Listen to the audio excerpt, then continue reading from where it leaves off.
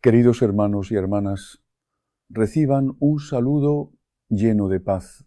Bienvenidos una vez más a Dios te guía, este espacio en el que compartimos reflexiones que buscan ayudarnos a comprender mejor lo que ocurre en nuestra vida espiritual y a mantenernos firmes en la fe. Hoy quiero contarles algo que sucedió hace muy poco tiempo. No se trata de una historia preparada para causar impresión, provocar miedo o llamar la atención. Es una situación real de esas que comienzan de manera silenciosa, pero que poco a poco adquieren un peso tan grande que ya no es posible ignorarlas. Hace apenas 3 semanas, una mujer llegó a mi despacho. Tenía 42 años y se llamaba Teresa. Sin embargo, lo primero que llamó mi atención no fue su edad, su manera de vestir, ni siquiera la expresión de su rostro. Lo primero que observé fueron sus manos. Temblaban de forma constante. No era el temblor de alguien que siente frío, ni el movimiento pasajero de una persona nerviosa por encontrarse en un lugar desconocido. Era el temblor de quien lleva demasiado tiempo soportando una situación que ha superado sus fuerzas. Parecía una mujer que había intentado mantenerse firme durante meses, pero que finalmente había llegado al límite de lo que podía controlar por sí misma. Teresa se sentó frente a mí y colocó las manos sobre la mesa. Intentó apoyarlas con fuerza, como si el contacto con la madera pudiera detener aquel movimiento. Durante unos segundos permaneció así, tratando de recuperar la calma, pero no lo consiguió. Sus dedos continuaban temblando. Después levantó lentamente la mirada. En sus ojos se veía cansancio, preocupación y una necesidad profunda de encontrar una respuesta. Entonces pronunció una frase que todavía permanece en mi memoria y que difícilmente podré olvidar. Padre, ya no sé a qué puerta tocar. No lo dijo con dramatismo. Tampoco levantó la voz.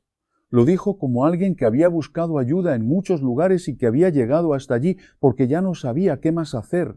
Había agotado sus explicaciones, sus intentos y sus propias fuerzas. Teresa no era una mujer alejada de Dios ni una persona confundida acerca de su fe. Al contrario, era una mujer profundamente creyente, asistía a misa todos los domingos, rezaba el rosario cada noche y llevaba un escapulario al cuello desde el día de su primera comunión. La oración no era algo ocasional en su vida. La fe había formado parte de su hogar, de sus decisiones y de su manera de enfrentar las dificultades. Durante años había construido su vida alrededor de Dios. Por esa misma razón su presencia en aquel despacho no era casual. No había venido porque hubiera dejado de creer. Tampoco buscaba abandonar su vida cristiana ni reemplazarla por otras prácticas. Había acudido porque algo estaba ocurriendo dentro de su casa y ya no encontraba una explicación razonable. Durante 11 meses había sentido que algo había entrado en su hogar. No podía verlo, no podía señalarlo con claridad ni describir exactamente de qué se trataba. No había una persona concreta a quien culpar, ni un hecho visible que pudiera mostrar como prueba. Sin embargo, ella estaba convencida de que algo había cambiado. Era una presencia que no se veía, pero que se sentía. Algo que había comenzado de manera casi imperceptible y que con el paso de los meses se había vuelto cada vez más difícil de soportar. Teresa había intentado comprender lo que sucedía. Había observado cada rincón de su casa, había revisado sus rutinas y había tratado de encontrar una causa concreta. Sin embargo, nadie podía identificar el origen de aquello que la inquietaba. Y después de 11 meses viviendo con esa sensación, llegó a mi despacho con las manos temblando y con una sola esperanza: encontrar finalmente una respuesta para lo que estaba ocurriendo en su hogar. Respiró hondo, como quien necesita valor para decir lo que sigue. En mi casa se pelea todos los días. Hizo una pausa por cosas que antes no importaban. La voz sí le quebró apenas. Mi hija tiene 15 años y se despierta gritando a las 3 de la madrugada desde hace 5 meses. Silencio. Mi esposo no duerme más de 3 horas seguidas desde mayo. Y entonces dijo algo que no era un dato, era una experiencia. Y cuando entro a la sala principal siento un peso que me cierra el pecho. No era miedo, era opresión, no era sugestión, era algo constante. Continúa, hemos ido a 4 médicos, padre, un psiquiatra, un neurólogo, el pediatra de su hija, una terapeuta familiar que los acompañó durante 6 meses. Intentaron todo lo lógico, todo lo correcto. Cambios en la casa, cambio de muebles, pintaron la sala, reorganizaron espacios, nada cambió, nada. Entonces alguien le sugirió algo distinto. Una amiga ve con una señora que hace limpiezas energéticas. Teresa dudó, pero cuando uno ya no encuentra respuestas empieza a buscar donde sea. Fue, y al decir esto, su voz bajó. Desde esa noche todo empeoró. No añadió más, no hacía falta. Yo la escuché sin interrumpirla, no porque no tuviera nada que decir, sino porque desde el primer minuto ya sabía que aquello no encajaba en lo habitual. No era solo psicológico, no era solo médico, no era solo familiar, era algo que lamentablemente ya había visto antes y que muchos, incluso con estudios, no saben reconocer, porque hay realidades que no se enseñan en los libros. Cuando terminó de hablar, no hice un discurso, no le di una explicación larga, le hice una sola pregunta, una pregunta muy concreta. Teresa, antes de que yo vaya a su casa necesito que me diga algo. La miré con calma. ¿Qué objetos tiene guardados en los cajones de su sala, en el armario de su habitación y en el closet del cuarto de su hija? Música. El silencio que siguió fue distinto a todos los anteriores. No era un silencio de duda, era un silencio de reconocimiento. Pasaron segundos largos, densos, hasta que incluso el sonido del reloj en la pared se hizo evidente. Tic-tac, tic-tac. Y entonces sus ojos cambiaron, se abrieron lentamente como si algo dentro de ella acabara de encajar, como si una luz acabara de encenderse en medio de la oscuridad. Y en ese momento supe que estábamos más cerca de la respuesta de lo que ella imaginaba. Me dijo, padre, muchos objetos de muchos años. Algunos los compré en viajes, otros me los regalaron. Uno fue de mi abuela. Se rompió cuando ella murió y yo no me atrevo a tirarlo. ¿Por qué? ¿Qué me pregunta esto? Le respondí con la verdad, porque en los 11 meses que usted me acaba de describir, su familia no está sufriendo una sola cosa, está sufriendo 3 puertas distintas que alguien, sin saberlo, dejó abiertas dentro de su casa. Y cuando yo llegue allá esta noche, le voy a decir exactamente cuáles son. Esa noche fui a la casa de Teresa. En menos de una hora encontré exactamente 3 objetos. 3 objetos que explicaban 11 meses de tormento familiar. 3 objetos que ella tenía guardados, no por maldad, no por ignorancia, no por descuido, sino precisamente por las razones más inocentes que pueda tener un corazón humano, por admiración estética, por cariño hacia alguien y por respeto equivocado hacia algo que debió disponerse dignamente hace 22 años.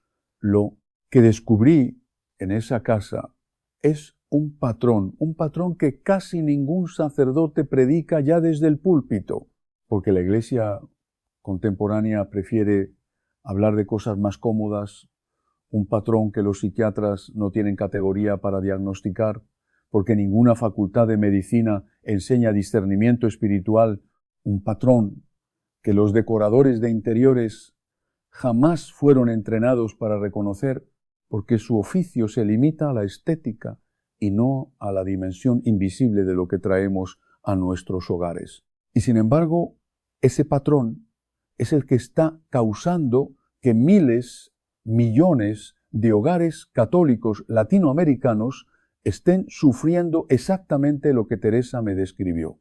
Insomnio sin causa, peleas sin motivo, pesadillas en los niños, opresión al entrar a ciertas habitaciones, enfermedades que los médicos no diagnostican. Y la pregunta siempre es la misma. ¿Por qué a mí? ¿Por qué a mi familia?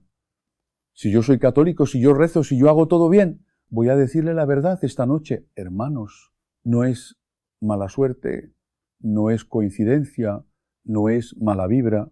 Son 3 puertas que ustedes mismos han abierto sin saberlo. 3 objetos malditos que probablemente están guardados ahora mismo en su casa.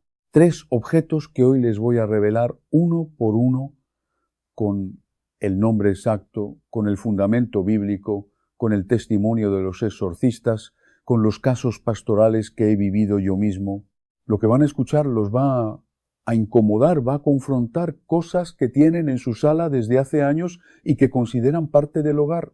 Va a poner en cuestión regalos que guardan con cariño profundo, regalos que llegaron envueltos en papel bonito, con tarjeta escrita a mano, con un abrazo que pareció sincero, y especialmente va a cuestionar algo que jamás imaginaron que podía ser peligroso, algo que ustedes consideran sagrado, algo que ha estado guardado con devoción durante años, quizás décadas, y sin embargo es probablemente el más peligroso de los 3.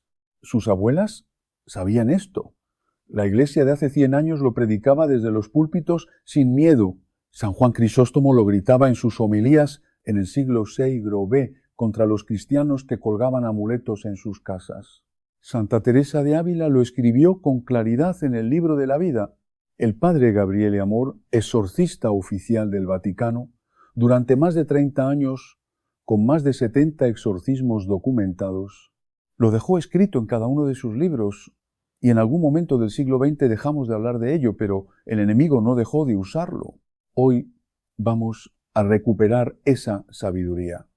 Hoy vamos a nombrar con nombre y apellido los 3 objetos malditos que probablemente están en su casa ahora mismo. Y al final de este video ustedes van a tener las herramientas exactas para disponer de ellos dignamente, bendecir cada rincón de su hogar y dormir esta misma noche en una casa que por primera vez en mucho tiempo va a respirar en paz. Pero antes de revelarles el primer objeto, necesito pedirles una cosa. Si ustedes aún no están suscritos al canal Umbral de Gracia, háganlo ahora, por favor, porque en este canal cada semana les traigo las herramientas espirituales que su familia necesita para proteger su hogar. Herramientas que en muy pocos lugares van a encontrar ya explicadas con la claridad pastoral de la Iglesia de siempre. Activen la campanita para que no se pierdan el siguiente vídeo. Lo que estamos haciendo aquí no es entretenimiento, es trabajo pastoral por sus familias.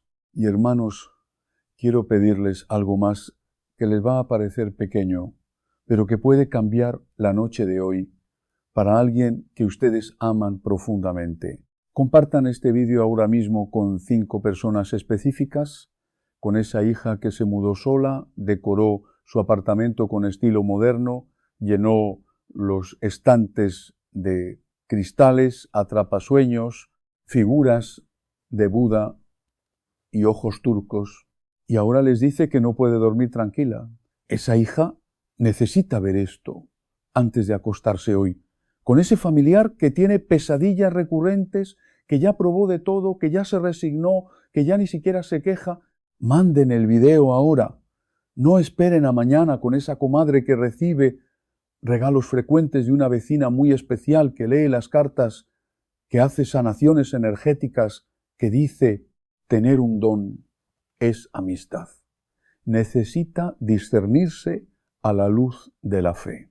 Y este vídeo le va a dar las herramientas exactas con ese hijo o esa hija que guarda un crucifijo roto en un cajón o un rosario partido de la abuela y que les dice siempre lo mismo. No me atrevo a tirarlo, es irrespeto. Mándenle el vídeo. Hoy va a entender por qué guardarlo roto. Es precisamente lo contrario del respeto.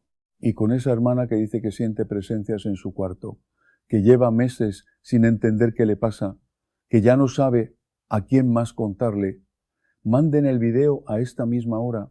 Imagínense, hermanos, imagínense que por no enviar este mensaje a tiempo, esa persona que ustedes aman pasa una noche más siendo oprimida, una semana más con la familia peleando, un mes más sin poder dormir, cuando la solución completa, el diagnóstico exacto, el protocolo pastoral, estaba a un mensaje de distancia y ustedes no lo enviaron.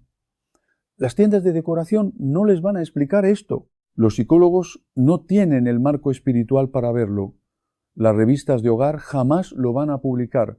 Solo la fe católica tiene respuesta. Y esa respuesta la tienen ustedes en sus manos ahora mismo. Por último, hermanos, déjenme en los comentarios el nombre de la persona por quien quieren que oremos juntos al final del vídeo. No necesito apellido, solo el nombre. Yo voy a leer cada uno de esos nombres en mi capilla antes de rezar el rosario esta noche y todos vamos a interceder por ellos juntos. Y ahora sí, hermanos, con el corazón preparado y la oración ya iniciada, vamos al primer objeto maldito que probablemente está ahora mismo en su casa. El primer objeto es el que casi todos tienen en casa y precisamente por eso es el más peligroso, porque está normalizado, porque lo vemos en las tiendas, en las ferias, en las revistas de decoración, en las casas de los familiares, en los regalos de cumpleaños, en los llaveros que colgamos de las mochilas de nuestros hijos. Y ese carácter normal, cotidiano, inofensivo, es precisamente la estrategia más antigua del enemigo. Hacer pasar por decoración lo que es puerta espiritual. Estoy hablando de los amuletos y las figurillas de tradiciones espirituales que no son cristianas, el ojo turco azul que cuelga en la entrada, para protegerlos del mal de ojo. La figura pequeña de Buda sonriente sobre la mesa de centro porque da armonía. Los elefantes tallados con la trompa hacia arriba porque atraen la fortuna, la herradura colgada al revés sobre la puerta porque trae suerte, el atrapasueños sobre la cama del niño porque atrapa las pesadillas, las ranitas doradas que alguien les dijo que daban dinero, los cuernos italianos rojos en el llavero, la mano de Fátima en el espejo del carro, las figuras de deidades hindúes usadas como decoración, bohemia en el cuarto de los adolescentes. Ninguna de esas cosas, hermanos, fue creada como decoración. Todas fueron creadas dentro de una tradición espiritual específica, con una intención espiritual específica, por personas que las consagraron espiritualmente para un propósito específico. Y cuando ustedes las meten a su casa, aunque sea sin creer, aunque sea solo por estética, aunque sea porque fue regalo, la tradición de donde vienen entra con ellas. Escuchen con atención lo que dice el libro del Deuteronomio, capítulo 7, versículos 25 y 26. Dios le dice al pueblo de Israel con una claridad impresionante: las esculturas de los dioses extraños quemarás en el fuego.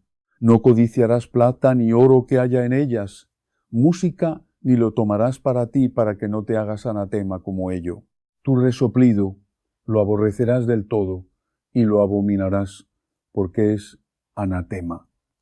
Lean despacio esa palabra, anatema.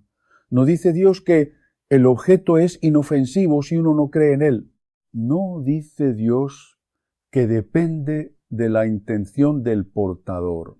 Dice Dios que quien mete ese objeto en su casa se hace anatema como ello, se contamina, comparte la condición espiritual del objeto y por eso la instrucción no es venderlo, no es regalarlo, no es guardarlo en un cajón. La instrucción es quemarlo. Y si alguien piensa que esto es solamente del Antiguo Testamento, que Jesús vino a cambiar todo eso, escuchen lo que escribió San Pablo a los Corintios en la primera carta, capítulo 10, versículos 20 y 21. Lo que los gentiles sacrifican, a los demonios lo sacrifican y no a Dios.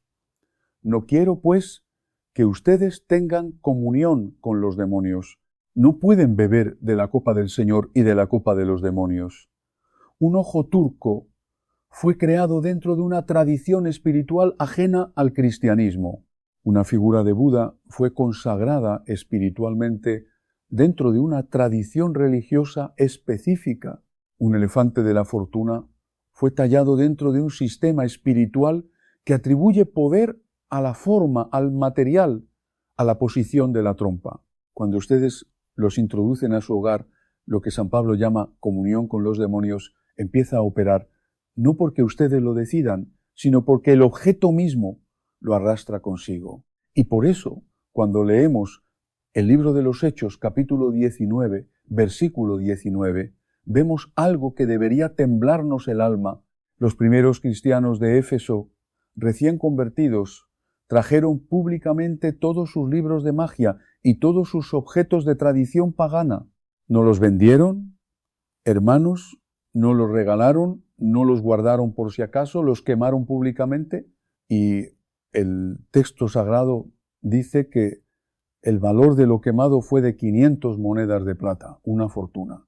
Y sin embargo la quemaron sin dudar porque entendían algo que nosotros 2 ceros después hemos olvidado, que el objeto no es neutral, que la decoración tampoco lo es, que todo lo que entra a un hogar entra con la historia espiritual de donde viene.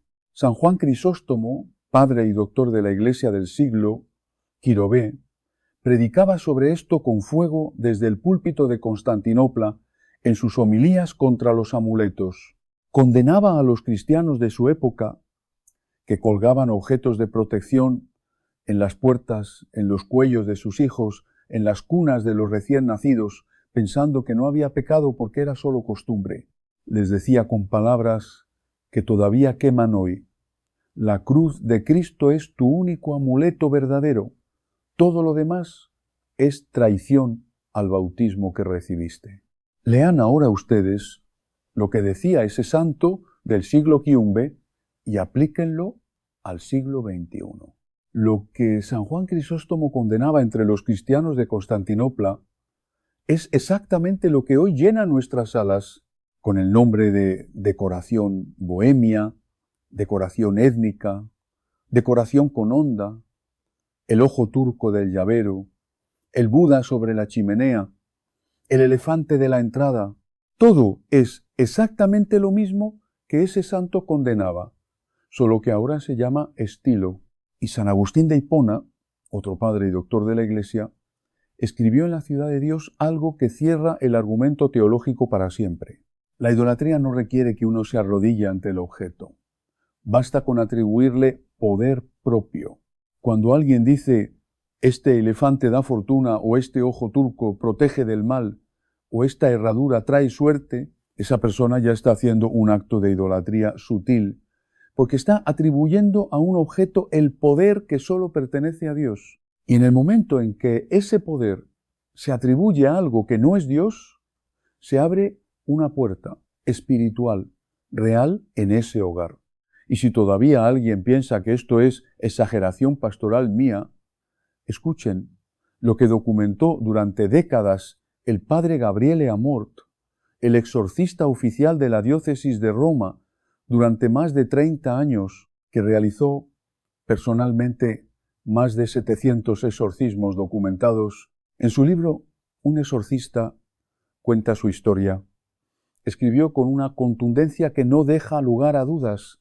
En la inmensa mayoría de los casos donde yo encontraba opresión sobre una familia católica, al entrar a la casa había objetos de tradiciones espirituales ajenas, amuletos, figurillas orientales, adornos con simbología esotérica, y casi nadie sabía que esos objetos eran el anclaje legal del enemigo sobre la casa. Y el padre Amor añadía algo que deberíamos grabarnos todos. Muchas familias traen consigo sus propios tormentadores y no lo saben. El padre Amor tenía un ritual que siempre cumplía antes de cualquier bendición. Exigía que la familia retirara primero ella misma con sus propias manos todos los objetos sospechosos de la casa, porque si no lo hacían, la bendición posterior no tomaba. No hay agua bendita que funcione sobre una casa donde el objeto permanece. El objeto es la puerta. Si la puerta sigue abierta, la bendición no puede operar sobre el espacio entero. Puede operar sobre el rincón bendecido en ese momento, pero no sobre la casa. Y voy a decirles algo importante ahora porque sé que muchos de ustedes ya están pensando en el objeto que tienen en su sala y ya quieren correr a tirarlo. Esperen un momento, porque hay una forma correcta y una forma incorrecta de disponer de estos objetos, y la forma incorrecta puede empeorar la situación. Se los voy a enseñar paso por paso más adelante en este mismo video. Por ahora, quédense conmigo porque falta entender dos objetos más que probablemente también están en su casa. Les voy a contar el caso que resolvió en mis manos este patrón con una claridad que me dejó sin palabras. Hace aproximadamente un año, un matrimonio joven, Marcos y Elena, de 32 años, los dos padres de dos hijos pequeños, vinieron a verme a mi despacho. Se habían mudado a una casa nueva así exactamente un año.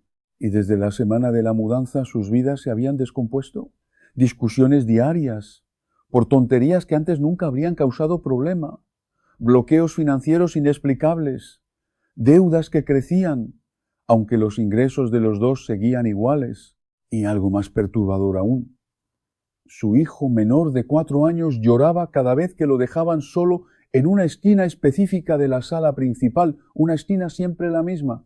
Les pregunté lo mismo que le pregunté a Teresa. ¿Qué objetos tienen en la sala principal y en la entrada de la casa? Elena me miró, me pidió que fuera esa misma tarde, y cuando llegué vi exactamente lo que ya intuía. Sobre la mesa de centro de la sala había 3 elefantes tallados en madera de diferentes tamaños, todos con las trompas levantadas hacia arriba, regalo de la madre de Elena en la mudanza. Insistió mucho, me dijo Elena. Dijo que atraían prosperidad al nuevo hogar, y en la entrada principal, colgando directamente sobre la puerta, había un ojo turco, grande de vidrio azul con un hilo rojo. Le hice una sola pregunta a Elena, sentados ya en esa misma sala. Elena, ¿desde cuándo están aquí estos objetos? Desde la mudanza, padre, hace un año. Y cuando empezaron las peleas entre usted y su esposo, Elena bajó la mirada, hizo una pausa larga, me respondió con la voz más pequeña que le había escuchado en toda la conversación: padre, desde esa misma semana, ahí estaba el diagnóstico. No había que buscar más. El problema no era psicológico, no era financiero, no era familiar. El problema estaba literalmente sobre la mesa de centro y colgado en la puerta principal de la casa. Elena, por el amor que le tiene a su familia, tiene que decidir algo ahora mismo. Elena rompió a llorar. Padre, pero es que mi mamá los compró en un viaje. Los escogió pensando en nosotros. Ella no sabe nada de esto. ¿Cómo le voy a decir? Le respondí con la verdad. Elena, el amor por su madre no santifica el objeto. Su madre actuó desde la ignorancia, no desde la maldad.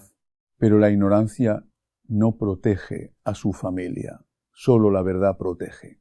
Y la verdad es que esos 4 objetos tienen que salir de esta casa esta misma noche, dispuestos dignamente, música, con oración, con renuncia, con aspersión, porque hasta que no lo haga, su hijo va a seguir llorando en esa esquina. Esa misma noche, Marcos y Elena juntos sacaron los 4 objetos al patio trasero, los quemaron en una fogata pequeña. Mientras ardían, los dos rezaron en voz alta la renuncia bautismal, esa que hicimos todos el día de nuestro bautismo, pero que casi nadie recuerda. Renuncio a Satanás, a todas sus obras, a todas sus seducciones. Renuncio a toda puerta que abrí en esta casa sin saberlo. Reclamo esta casa para Jesucristo. Después rociamos agua bendita en cada esquina de la sala, en la entrada principal, en la esquina donde lloraba el niño. Colocamos un crucifijo bendecido en la mesa de centro, donde antes estaban los elefantes, y una medalla de San Benito en la puerta principal, donde antes estaba el ojo turco. 2 semanas después, Elena me llamó para pedirme una misa en acción de gracias. Me dijo, con la voz que yo ya no reconocía de lo serena que estaba, las siguientes palabras exactas. Padre, la primera noche que dormimos sin esos objetos, mi esposo durmió 8 horas seguidas por primera vez desde que nos mudamos. Al día siguiente, un cliente que llevaba 3 meses sin pagarnos una deuda, llamó espontáneamente para disculparse y pagó todo. Y mi hijo menor padre entró esa mañana a la sala, corrió a la esquina donde siempre lloraba, se quedó parado ahí mirándome y me dijo: «Mamá, aquí ya no vive nadie. Un niño de 4 años, hermanos». Un niño diciéndole a su madre con sus palabras de niño, con su discernimiento de niño, que en esa esquina antes vivía alguien y que ahora ya no. Y ese es el punto que quiero que se graben antes de pasar al segundo objeto. Los niños perciben el mundo espiritual con una claridad que nosotros los adultos perdimos.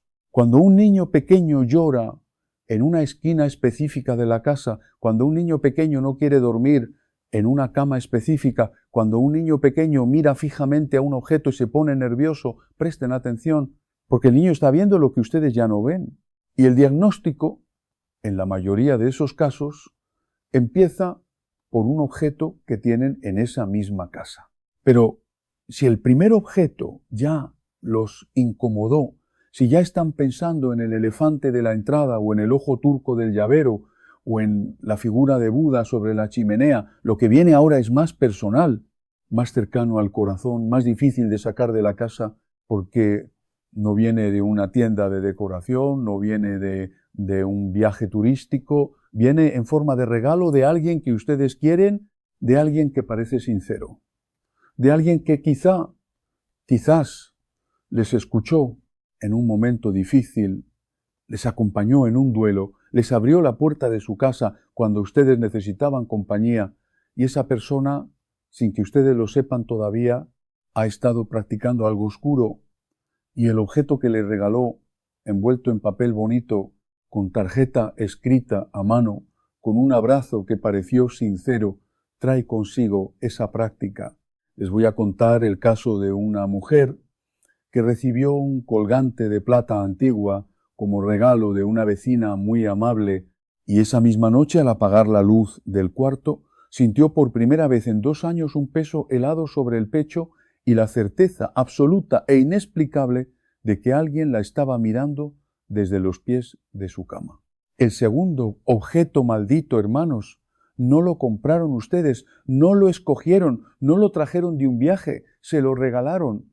Y esa es precisamente la razón por la cual este segundo objeto es más difícil de identificar que el primero, porque viene envuelto en afecto, viene con la cara sonriente de alguien que ustedes aman. Viene en un cumpleaños, en una Navidad, en una visita, en un momento de duelo en el que esa persona apareció justamente cuando ustedes más necesitaban compañía. Estoy hablando de los regalos recibidos de personas que practican ocultismo, brujería, santería, espiritismo, lectura de cartas, limpias energéticas, reiki, cristales curativos, tarot o cualquier práctica espiritual ajena a la fe católica, joyería antigua con grabados apenas visibles, veladoras con símbolos raros tallados en la cera, sahumerios con nombres en idiomas desconocidos, pirámides de cristal, cuarzos supuestamente cargados, muñecas de apariencia inquietante, heredadas de familias extrañas, pinturas con ojos que parecen seguirlos, telas tejidas con patrones que la persona les aseguró que tenían significado especial, botellas pequeñas con contenido imposible de identificar. Y aquí está la conexión dolorosa con el comienzo de este vídeo, hermano. Aquella amiga que le sugirió a Teresa, la madre de 42 años, hacer una limpieza energética con una señora que decía tener un don. Esa misma amiga, 3 años antes, le había regalado a Teresa un colgante de plata, un colgante que Teresa guardaba en el cajón del tocador de su cuarto, un colgante que ella me mostró esa noche cuando fui a bendecir su casa, y cuando lo giré y miré la parte de atrás encontré exactamente lo que temía encontrar, grabados, pequeños, casi invisibles pero inequívocos. Escuchen con atención lo que dice el libro de Levítico, capítulo 19, versículo 31. No se vuelvan a los encantadores ni a los adivinos. no los consulten, contaminándose con ellos. Yo soy el Señor su Dios. Dios no dice simplemente no los consulten. Dios añade una palabra que debería de irnos contaminándose. La consulta contamina. El regalo de quien practica también contamina, porque el objeto viene cargado con la intención espiritual de quien lo dio. Y el libro del Apocalipsis, capítulo 21, versículo 8, cierra el argumento con una contundencia que asusta. Los hechiceros, los idólatras y todos los mentirosos tendrán su parte en el lago, que arde con fuego y azufre. Dios pone a los hechiceros en la misma lista que a los asesinos. No es una categoría menor, no es una preocupación decorativa para Dios. Quien manipula el mundo espiritual contra su voluntad es enemigo de las almas.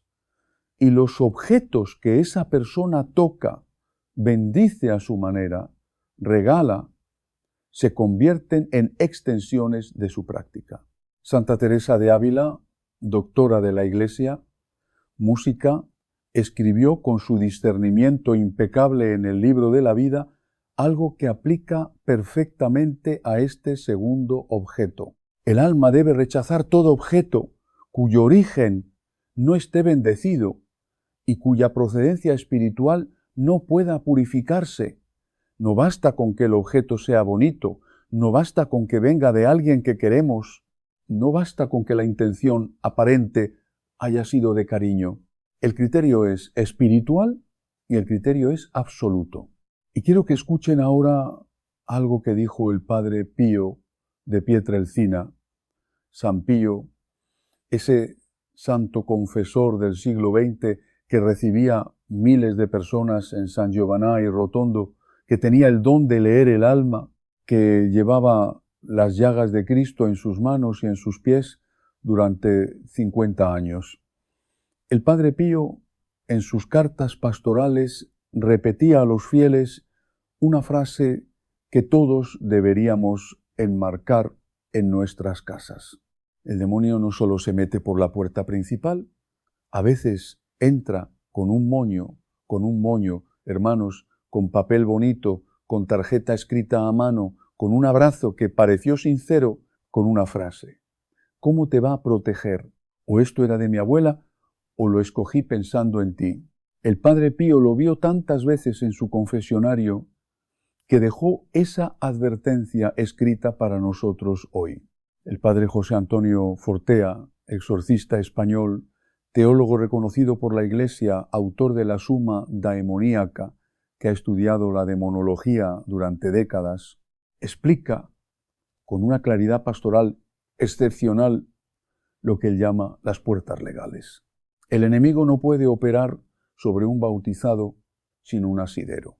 Necesita una puerta legal. Y frecuentemente esa puerta legal es un objeto consagrado a otra tradición espiritual que entra al hogar por la vía del regalo, porque la víctima, al aceptar el regalo, aceptó implícitamente su procedencia, aunque no lo supiera. Y el padre Gabriele Nani, exorcista italiano, en su libro El dedo de Dios y el poder de Satanás, desarrolla la teología precisa de lo que la tradición llama maleficios por objeto. Cuando una persona con intención ocultista carga un objeto con su voluntad dirigida, sea por ritual, por invocación, por consagración oscura, ese objeto transmite la opresión a quien lo posee. No porque el objeto tenga poder en sí mismo, sino porque es el vehículo de la intención espiritual de quien lo preparó. Y aquí tengo que hacer una distinción importante, hermanos, porque sé que hay personas muy sensibles escuchando este video. No todos los regalos son malditos. No se trata de desconfiar de todos los regalos que reciben. Se trata de aprender a discernir. 3 señales claras nos indican cuando un regalo requiere atención espiritual. La primera señal, la persona que les dio el objeto practica o consulta ocultismo, tarot, cartas, cristales, con propiedades energéticas, reiki, santería, limpias, con velas de colores que no son católicas o cualquier práctica espiritual ajena a la Iglesia. No importa cuántos la quieran, no importa que ustedes no crean en eso, el objeto lleva su práctica. La segunda señal, el objeto mismo es de una tradición espiritual ajena al cristianismo. Amuletos, símbolos no cristianos, piedras con propiedades esotéricas, figuras rituales, joyería con grabados o símbolos esotéricos, por pequeños que sean. Y la tercera señal. Los síntomas aparecieron después de recibir el objeto. Insomnio que no tenían antes, peleas familiares que empezaron de repente, pesadillas que comenzaron aproximadamente en esas fechas, opresión al estar cerca de la habitación donde lo guardan. Si ustedes pueden trazar una línea temporal y notan que las dificultades empezaron después de un regalo específico, esa línea temporal está hablando. Escuchen lo que les dice. Escuchen ahora el caso que me enseñó a mí mismo la gravedad de este segundo objeto y que me dejó una lección que cargo todos los días en el confesionario. Hace 2 años vino a mi despacho Rosa, 54 años, viuda reciente. Su esposo había muerto hacía apenas 20 meses. Vivía sola en un apartamento. Tenía 2 hijos adultos que la visitaba en los domingos y llevaba 6 meses sintiendo algo que no sabía cómo nombrar.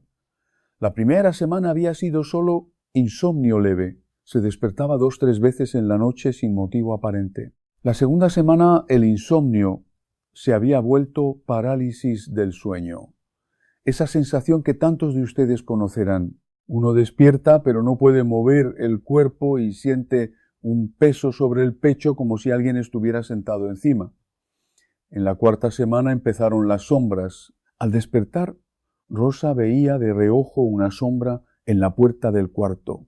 Cuando miraba directamente no había nada, pero cuando apartaba la vista, la sombra volvía a estar allí. Y en la 6ª semana empezaron las voces, susurros al amanecer, su propio nombre pronunciado por alguien que no estaba. Rosa, Rosa, Rosa. Siempre al amanecer, siempre 3 veces, Rosa me dijo que llegó a pensar que se estaba volviendo loca, que era el duelo, que eran los calmantes que le había recetado el médico. Le hice la misma pregunta que le he hecho a cada persona en esta situación. Rosa, ¿ha recibido usted algún regalo en los últimos meses de alguien cuya forma de vivir la fe usted no conozca bien, o de alguien que practique algo espiritual fuera de la iglesia? Rosa se quedó pensando. Me dijo que su vecina de al lado, una mujer mayor, muy amable, que durante la viudez le había llevado comida todos los días, que había sido un ángel en su duelo, le había regalado hacía 6 meses un colgante de plata.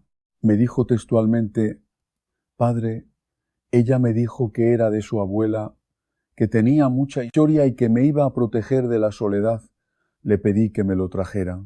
Rosa lo sacó de su cómoda envuelto en un pañuelo.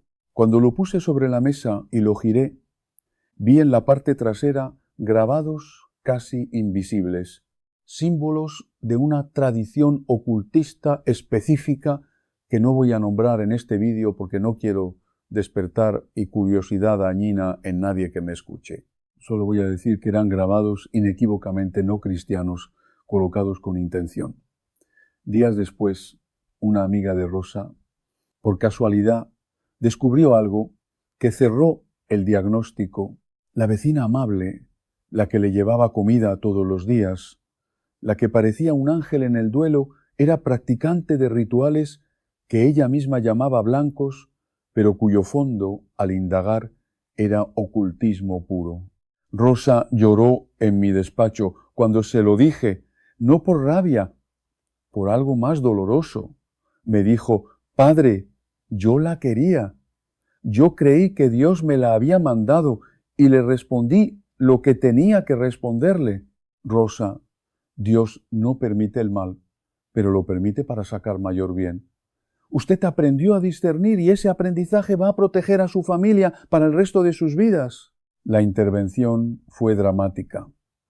Rosa rezó el credo en voz alta antes de tocar el colgante. Después pronunció la renuncia explícita. renunció a este objeto y a toda atadura espiritual que traiga consigo. Renuncio a cualquier intención que haya sido puesta sobre él. Lo entrego a Jesucristo mi Señor para que Él disponga música. Ese metal no se podía quemar, así que lo enterramos, pero no en cualquier tierra. Lo enterramos envuelto en un pañuelo blanco en tierra bendita, lejos del apartamento. Después, Rosa rezó una novena de liberación de 9 días que le dejé escrita. 3 noches después de empezar la novena, Rosa me envió un mensaje de voz. Padre, anoche dormí profundo por primera vez en 2 meses, y al despertar esta mañana por primera vez desde que murió mi esposo, sentí que mi casa está en paz. Y aquí hay algo que no quiero que se les pase, hermanos. Rosa no había pecado al aceptar el colgante. Ella actuó desde la confianza, desde el agradecimiento, desde el cariño a una vecina que le había llevado comida durante el duelo. La ignorancia no es pecado, pero la ignorancia tampoco protege. Solo la verdad protege. Y la verdad es que ese colgante, independientemente del afecto con que fue recibido, era una puerta legal abierta sobre la vida de Rosa. Esto que les acabo de enseñar no es superstición, hermanos, es discernimiento católico. Es exactamente lo que enseñan las Escrituras, los padres de la Iglesia, los doctores y los exorcistas de hoy. Es fe fundamentada, no es desconfianza generalizada hacia los regalos, es discernimiento específico ante 3 señales concretas. La persona que lo dio, el objeto mismo, el tiempo en que aparecieron los síntomas.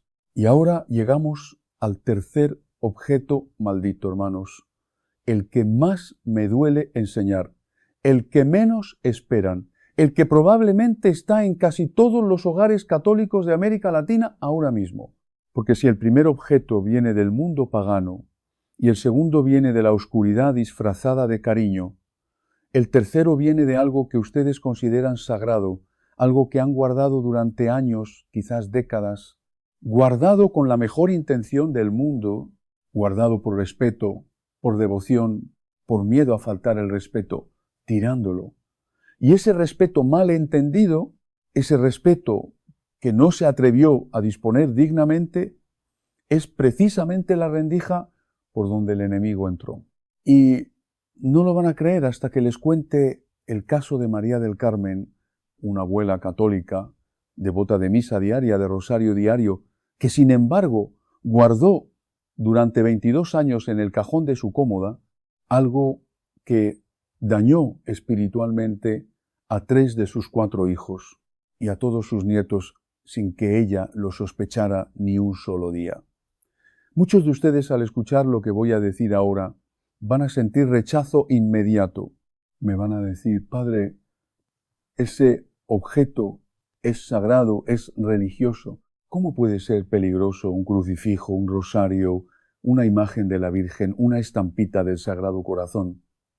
Y yo les voy a responder con una frase que quiero que se graben precisamente porque es sagrado. Puede ser peligroso cuando se daña y cuando estando dañado se guarda mal.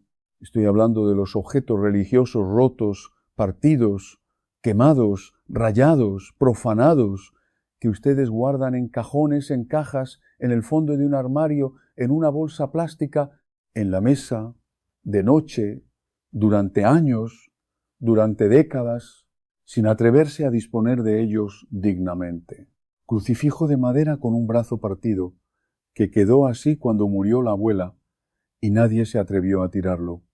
El rosario que se rompió en la boda de la hija y está guardado como recuerdo en el cajón junto a la mesa de noche.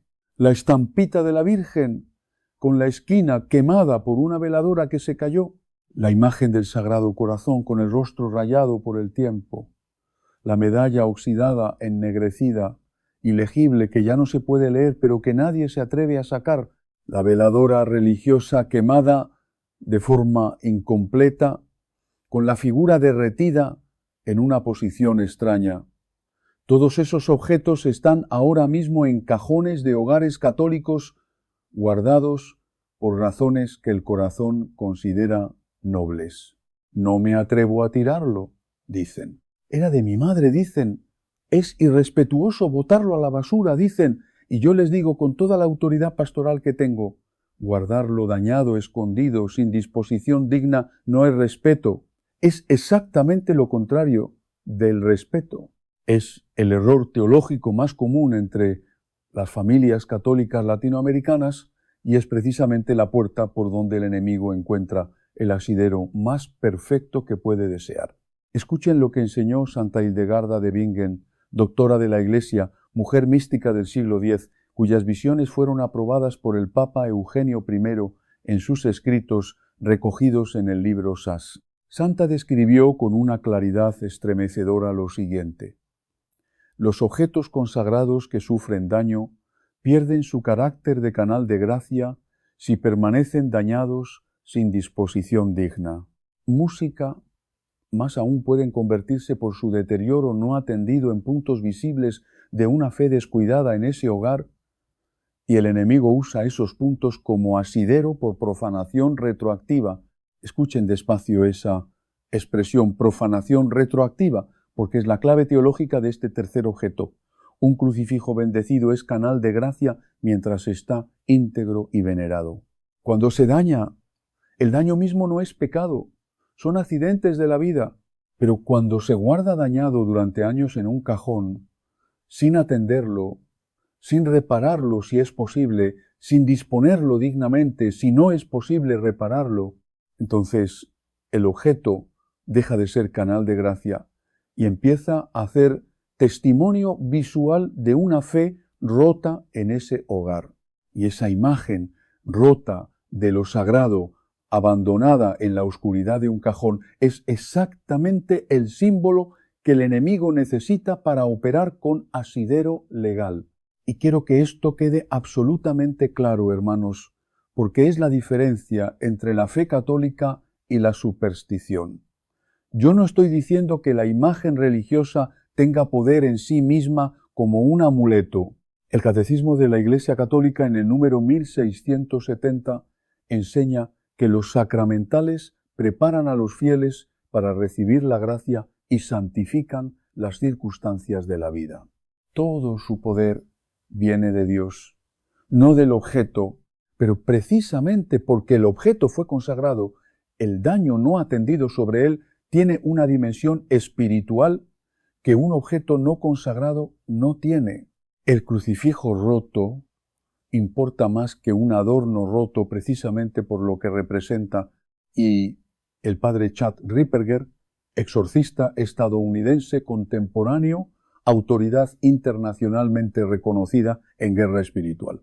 En sus conferencias documenta una cantidad impresionante de casos donde el punto de anclaje demoníaco sobre una familia católica no era un amuleto pagano, no era un regalo oscuro, era una imagen religiosa dañada o profanada, que llevaba décadas en esa familia sin ser dispuesta correctamente. El padre Ripperger lo expresó con una frase que me erizó la piel la primera vez que la leí. El enemigo se ríe cuando encuentra un crucifijo roto, guardado por sentimentalismo, porque es el símbolo perfecto de una fe que esa familia ya no está viviendo íntegramente. Es una confesión visual del hogar entero. Ahora, déjenme contarles el caso que me marcó a mí mismo para siempre, el caso de María del Carmen.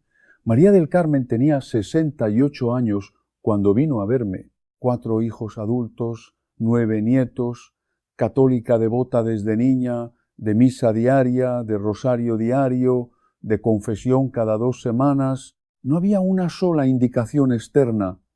Quisiera pensar en ella como alguien en quien el enemigo pudiera tener asidero, pero sus 4 hijos, los 4, tenían una característica común que nadie había notado como patrón. Uno tenía insomnio crónico desde hacía 8 años. Una hija tenía una depresión que no respondía a ningún tratamiento. Otro hijo tenía problemas de estómago crónico, sin causa médica, estudiado por 5 especialistas y los 9 nietos, Sin excepción tenían pesadillas frecuentes solamente cuando pasaban la noche en casa de la abuela. María del Carmen no había conectado las piezas hasta que su hija depresiva, en una sesión de terapia, dijo una frase que la despertó a ella. Mamá, yo siento que algo en tu casa me oprime desde que tengo memoria y no sé qué es. Esa frase trajo a María del Carmen a mi despacho. Le pregunté, como siempre, por objetos guardados, amuletos, regalos, lo que fuera. Ella me aseguró, con la tranquilidad de una conciencia limpia, que no tenía nada de eso.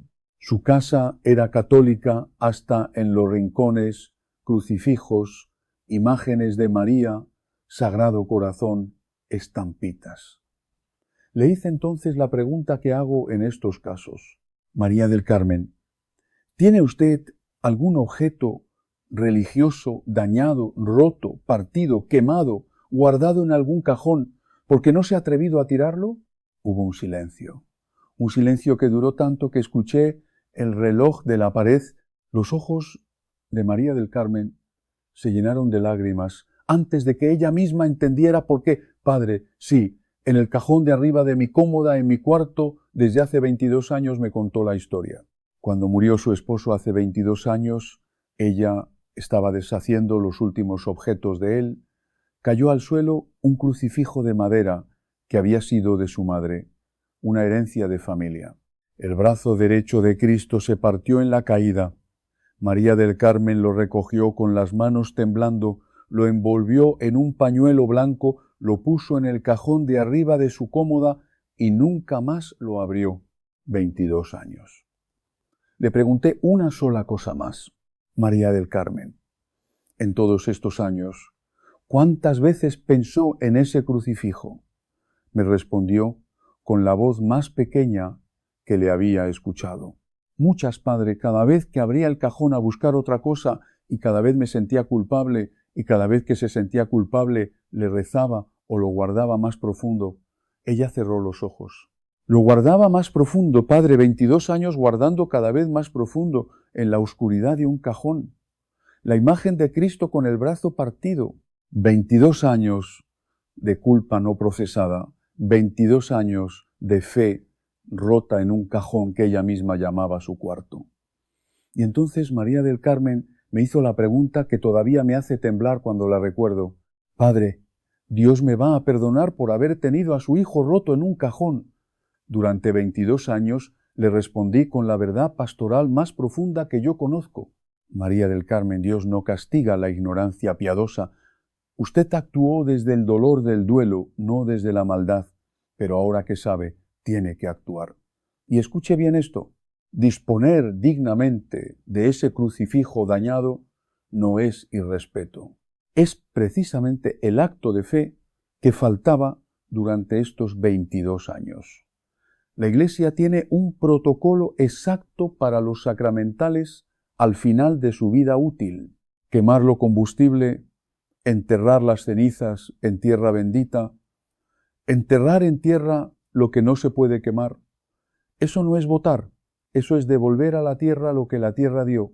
Esa semana, un sábado, con toda la familia extendida, reunida en el patio trasero de la casa de María del Carmen, quemamos el crucifijo en una fogata pequeña encendida con una vela pascual bendecida. Mientras ardía, todos rezaron juntos. Después las cenizas, envueltas en el mismo pañuelo blanco, se enterraron en tierra bendita y en la cómoda. En el mismo cajón colocamos un crucifijo, nuevo, bendecido, visible, íntegro, venerado. Los 4 hijos de María del Carmen se confesaron en los 9 días siguientes. Una semana después del acto, el hijo, con insomnio crónico, durmió por primera vez 8 horas seguidas.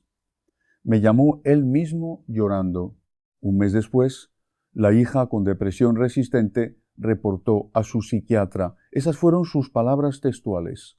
Un peso se me quitó del pecho y no sé explicarlo con ninguna de sus categorías, doctor. El hijo, con problemas de estómago, 2 meses después tuvo el primer resultado médico normal en 8 años. Y los 9 nietos, sin que nadie les dijera una sola palabra del tema, dejaron de tener pesadillas cuando pasaban la noche en casa de la abuela. 22 años, hermanos, 22 años de sufrimiento familiar con el punto de anclaje guardado en un cajón de la cómoda de la abuela. Y al disponer dignamente de lo que debió haberse dispuesto 22 años antes, la liberación alcanzó a 4 hijos adultos y a 9 nietos. Y aquí, hermanos, es donde todo se conecta, porque los 3 objetos malditos que les he enseñado hoy, los amuletos paganos, los regalos oscuros y los objetos religiosos dañados, no son 3 problemas separados, son 3 puertas distintas de una misma casa, 3 formas en que sin saberlo, sin mala voluntad, sin rebeldía alguna contra Dios, les hemos dado al enemigo asideros legales en nuestros hogares. La primera puerta, la de los amuletos, la abrimos por ignorancia cultural. Metimos a la casa objetos que pertenecían a tradiciones espirituales que no son la nuestra. Y lo hicimos llamándolos de corazón. La segunda puerta, la de los regalos oscuros, la abrimos por confianza mal puesta. Aceptamos regalos de personas cuyas prácticas espirituales nunca discernimos y lo hicimos llamándolo cariño. Y la tercera puerta, la de los objetos religiosos dañados, la abrimos por sentimentalismo sin discernimiento. Guardamos durante años los sagrados rotos sin disponerlos dignamente y lo hicimos llamándolo respeto. Las 3 puertas tienen algo en común. Ninguna se abrió por maldad, todas se abrieron por desconocimiento, pero el desconocimiento, hermanos, no nos protege de las consecuencias espirituales. Solamente la acción informada, la acción católica, la acción obediente a la palabra y a la tradición de la Iglesia nos protege. Y por eso, hermanos, antes de continuar, necesito detenerme un momento porque no quiero que este mensaje siembre miedo en sus corazones. No quiero que se vayan con angustia ni con la sensación de que algo está fuera de control. Quiero exactamente lo contrario. Quiero que se queden con esperanza, quiero que se queden con claridad y sobre todo con acción, porque hay algo que no podemos olvidar nunca. Dios es infinitamente más poderoso que cualquier cosa que el enemigo pueda intentar. No hay comparación posible. Y lo que hoy van a aprender no es para asustarlos, es para devolverles la autoridad que ya tienen. Escuchen con atención estas palabras de la primera carta de San Juan Apóstol, capítulo 4, versículo 4. Ustedes son de Dios, hijos míos, y han vencido al enemigo, porque el que está en ustedes es más grande que el que está en el mundo. Deténganse en esa palabra más grande. Dice un poco más fuerte, no dice más o menos igual, dice mayor, sin comparación, sin límite, sin posibilidad de derrota. El enemigo necesita condiciones, necesita apoyarse en cosas, necesita puertas abiertas. Dios no. Dios es, y por el bautismo que ustedes han recibido, por la gracia que vive dentro de ustedes desde ese día, ustedes no están indefensos, tienen autoridad espiritual, tienen la capacidad de cerrar lo que nunca debió abrirse. Y además, recuerden lo que dijo Jesucristo en el Evangelio de Juan capítulo 16, versículo 33. El Señor nos lo dejó muy claro cuando dijo, en el mundo tendrán aflicciones, pero tengan ánimo, porque yo he vencido al mundo. Presten atención a esas palabras. Jesús no dijo, algún día voy a vencer. No habló de una victoria futura, ni de algo que todavía estuviera pendiente. Dijo, yo he vencido. Es una victoria que ya ocurrió, una obra cumplida y completa. Y esa victoria no es solamente una frase hermosa que repetimos para sentirnos mejor, es una realidad espiritual que puede sostenerlos y ayudarlos a actuar hoy mismo dentro de su propio hogar. Por eso, después de escuchar todo esto, no quiero que permanezcan dominados por el miedo. Quiero que se queden con claridad, con fe y con pasos concretos que puedan poner en práctica. Ahora necesito que presten mucha atención porque voy a compartir con ustedes 7 pasos precisos colocados en el orden correcto para comenzar a cerrar esas puertas esta misma noche. No mañana, no la próxima semana, no cuando sientan que tienen más tiempo o más ánimo, hoy. El primer paso es comenzar rezando, pero no hacerlo de cualquier manera ni con prisa. Antes de abrir un cajón, antes de revisar un armario, antes de mover una caja o tocar cualquier objeto que lleve mucho tiempo guardado, deténganse por un momento. No empiecen la revisión inmediatamente. Primero, hagan silencio y recen el Padre Nuestro completo. Háganlo despacio, pronunciando cada palabra con atención. No lo recen de memoria mientras piensan en otra cosa. No lo repitan como una fórmula automática. Recen con intención y con fe, comprendiendo que en ese instante están poniendo esa acción en manos de Dios. Cada frase tiene un significado. Cuando dicen, Padre nuestro que estás en el cielo, están reconociendo quién guía sus vidas. Cuando piden que se haga su voluntad, están entregándole también su casa, su familia y todo lo que van a revisar. Y cuando dicen, líbranos del mal, no están pronunciando palabras vacías, sino expresando una petición sincera de protección y de ayuda. En ese momento no están actuando solos.